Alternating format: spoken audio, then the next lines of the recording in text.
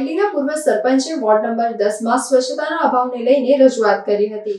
Ward number 10 સ્વચ્છતાને લઈ ઘણીવાર વિવાદમાં આવતું રહ્યું છે। તેવામાં આજરોજ વોર્ડ નંબર 10ની કચેરીમાં વાયલીના પૂર્વ સરપંચ પહોંચ્યા હતા। તેઓએ વિસ્તારની સ્વચ્છતાને લઈ અધિકારીને રજૂઆત કરી હતી।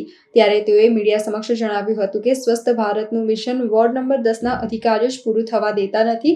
સ્વચ્છતાની ડોર ટુ ડોર ગાડીઓ નિયમિત આવે છે, સાથે કેટલીક ગાડીઓ ભંગારની દુકાન આગળ પણ ઊભી રહીને પ્લાસ્ટિક વેચતા હોય તેવું સામે આવ્યું છે। તેવામાં આવા આક્ષેપો સાથે તેઓએ અધિકારીને રજૂઆત કરી હતી અને અનેક સવાલો વોર્ડ 10 પર ઉઠાવ્યા હતા। ઘટના એવી હતી કે 18 ઓગસ્ટના રોજ મેં વોર્ડ નંબર 10ના જે સેનેટરી અધિકારી છે રમણભાઈને એક કમ્પ્લેન કરી હતી। વોટ્સઅપ થકી એક વિડીયો મોકલ્યો હતો કે બહેલી ગામમાં એક ભંગારની દુકાને કચરાની ગાડીઓ રોજ આવે છે અને 2-3 કલાક સુધી એ કચરો તે ઠાલવ્યા કરે છે અને કચરાનું કલેક્શન વિસ્તારમાં થતું નથી।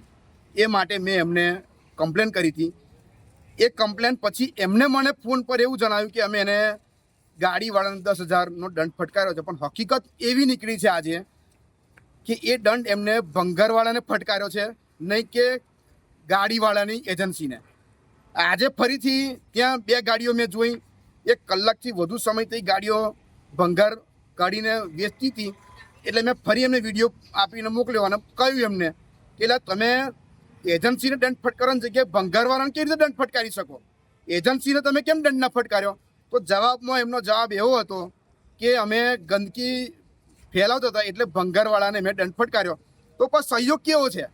મારી ફરિયાદ મેં એજન્સી વિરુદ્ધમાં કરી અને એમને દંડ ફટકાર્યો ભંગારવાળાને, એને એ પણ 18મી ઓગસ્ટે જ।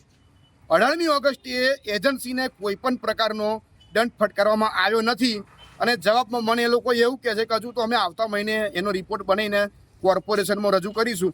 એ આ વિચારવા જેવી વાત છે કે 1200 મકાન વચ્ચે એક જ કચરાની ગાડી, હકીકતમાં 300 મકાન વચ્ચે એક ગાડી હોવી જોઈએ। તેમ છતાં પ્રધાનમંત્રી નરેન્દ્ર મોદીનું સ્વચ્છ ભારતનું મિશન અધિકારીઓ કઈ રીતના નિષ્ફળ કરે છે, આજે એનું એક જીવતું જાગતું ઉદાહરણ વોર્ડ નંબર 10એ હું લઈને આવ્યો છું। વાત એવી છે કે 1200 મકાન વચ્ચે એક ગાડી, એમ વોર્ડ નંબર 10માં કુલ 27 જ ગાડી ફરે છે કચરાના કલેક્શન માટે, અને એ પણ ગાડીઓ ભંગારિયાને ત્યાં દિવસમાં 5 ગાડી દિવસમાં ભંગારિયાની તે ભંગાર વેચવા સારું ઊભી થઈ જાય છે। તો કેવી રીતે લોકોનું કચરોનું કલેક્શન કરશે? વાત એ છે 18 ઓગસ્ટની। 18 ઓગસ્ટના દિવસે ભંગારવાળાને ત્યાં ગાડીઓ ભંગાર વેચતા મેં 1 કલાકથી જોઈ અને પછી મેં ફરિયાદ કરી। તો વોર્ડ નંબર 10ના સેનેટરી અધિકારી રમણભાઈએ ગાડીઓની એજન્સીને દંડ ફટકારવાની જગ્યાએ જે ભંગાર લે છે એને દંડ ફટકાર્યો। તો આ તો કેવો નિયમ છે કે કોઈ ધંધો કરતો એને દંડ ફટકારવાનો? એટલે કંઈક ને કંઈક સ્વચ્છ ભારત મિશન નિષ્ફળ કરવામાં અધિકારીઓની મિલીભગત છે અને અધિકારીઓ કોર્પોરેશનના જે કોન્ટ્રાક્ટરો છે કચરાનું કલેક્શન કરનારા એને કેમ સાચવે છે એ ખૂબ શંકાસ્પદ વિષય છે। વડોદરાના કમિશનરને મારી વિનંતી છે કે તાત્કાલિક અસરથી આની પર એક તપાસની સીટ બેસાડે અને આ બાબતની આગળની જે સ્પષ્ટતા કરે।